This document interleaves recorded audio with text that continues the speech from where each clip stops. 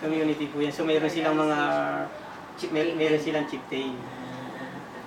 So meron din po silang mga organisasyon, yung tinatawag namin na IPOs, yung Indigenous Peoples Organization. Meron sa kababaihan, meron sa buong community.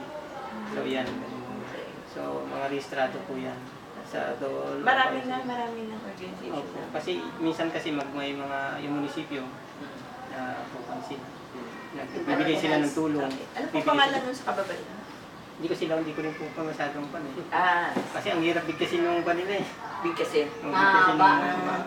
Ganda rin. Kuya, may tanong po ako. Pag may mga ginagawang activity dito, halimbawa may tutulong sa mga forest management, kinoconsult po ba kayo? Ano po yung participation? Halos lahat. Basta papasok ka sa isang IP community, kinakailangan mo munang dumaan sa opisina. Kahit DNR yan, anong ahensya yan, kinakailangan dumaan ka dito sa amin sa opisina bago ka dumiretso sa IP community. Pero dito sir, as whole, halimbawa kahit hindi sa IP, usually may representation ang IP kahit sa anong mga decision making.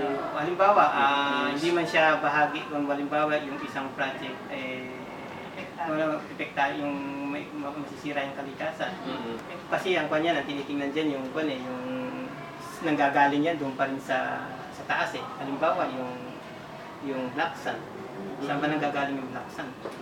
Di ba sa bundok yan inaalos ng tubig. So kinakailangan mo pa rin dumaan. Kahit na dito ka sa baba, dadaan ka pa rin dito sa opisina at saka sa IP community. Ganun yan. Kahit nasa dagat yan, doon ka mag-go-cut, dadaan pa rin sa amin. So, i-justify pa rin ang katutubo yan. Na hindi, kumbaga, sa pag sinabi ng katutubo, hindi part ng ancestral domain namin yan. Pero nang gagaling sa ancestral domain namin yung mga materials na yan. So, may karapatan pa rin yung katutubo para doon. Hindi po kumukha ng Sambales.